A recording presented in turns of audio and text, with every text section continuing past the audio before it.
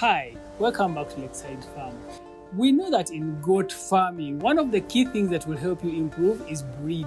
Also, we know that that comes at a cost. If you want to get a really good buck, a Boer, a Savannah, a Kalahari, because those are the most common breeds that we get from South Africa, here in Uganda, if you want to improve and get one of those, you'll be able to get a good buck at $1,500, $1,000, and that's quite a lot for someone who's just starting up.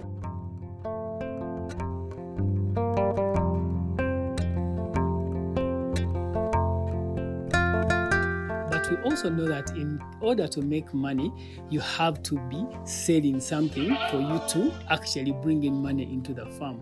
Now, here you are trying to improve, but how do you do it to make sure that you make some money as you also improve?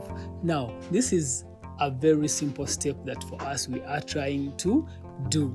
Get your local does or the females and then get a good percentage of a buck and put it with your females. When they give birth the first lot, pick out those ones that are really showing good signs of being very good goats and put them aside. Remember, every time your goats give birth, they will have females and males. Now, all the males keep on castrating because those are not really good products. Make sure they eat enough to grow very fast. And when they reach about 8-9 months, don't sell them at 5 months or 6, they are still small. But to 8 or 9 months or even 1 year and a half, they will be big enough. And each of them is able to fetch you 450,000. Now, you can go ahead and acquire another buck, not their father, but another buck, which is also a good percentage.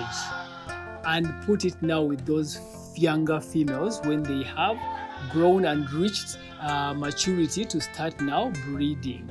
And now, when those have also given birth, whatever money you got from the bucks can also now help you to acquire another buck, which is a good percentage, and put it with the second generation that has been born at your farm.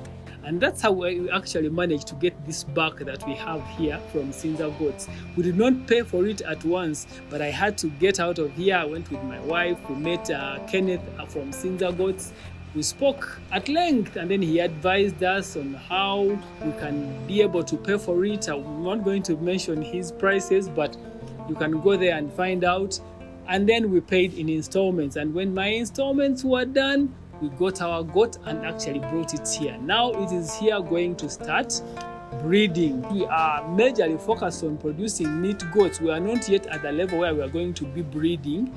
We have been exchanging. We buy a good Boer buck, it services. When that one is out, we buy a Savannah buck, it services. And when that one is also out, we buy another buck, it services. And the blood genetics keep on improving. And finally, we have a purely exotic buck here. And we know it is going to give us good products from our females, which we have been crossing. So that's how you can actually improve your breed while making some money from the farm. Every male that is born, castrate it, feed it well, let it go for sale. For the females, separate them, give them another buck. Another generation is born, separate them, give them another buck. And like that, you go on improving. And you'll be able to have a very good breed. And remember what we spoke about last time, that genetics are not only about buying the good breeds, but good genetics also come with how you are managing your goats. Don't serve your goats while they are still young. Allow your goats to reach maturity. 1 year, 1 year and a half, 1 year and 2 months.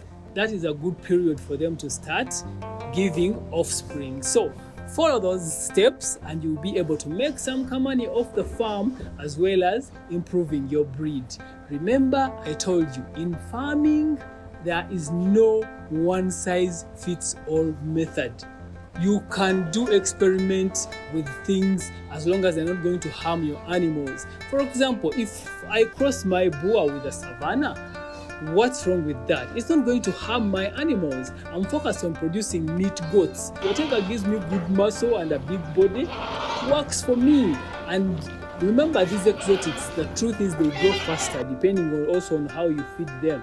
And if I feed them well and I've been crossing them savannah boa, and the muscles are good, where is the problem? So always set off on a journey to improve yourself and your farming by experimenting on things that you really know are not going to harm your animals, but they are instead just improving. That is a very good way of making money off your farm while you're also improving breed. Make sure whatever you do helps you improve as well as you are making some money off. And also focus. If you're a small starter, focus on meat goats. People eat goat's meat. The market is there. We just don't have enough goats to actually sell out. So people eat goat's meat. Focus on producing meat goats. The more you continue producing meat goats, your money is going to start improving and your savings from the farm will improve. And then you'll be able to say, okay, now that I've been able to get this amount of money, I can afford a pure buck and I can afford maybe 10 pure females or fewer does from whichever farm you choose to buy them from.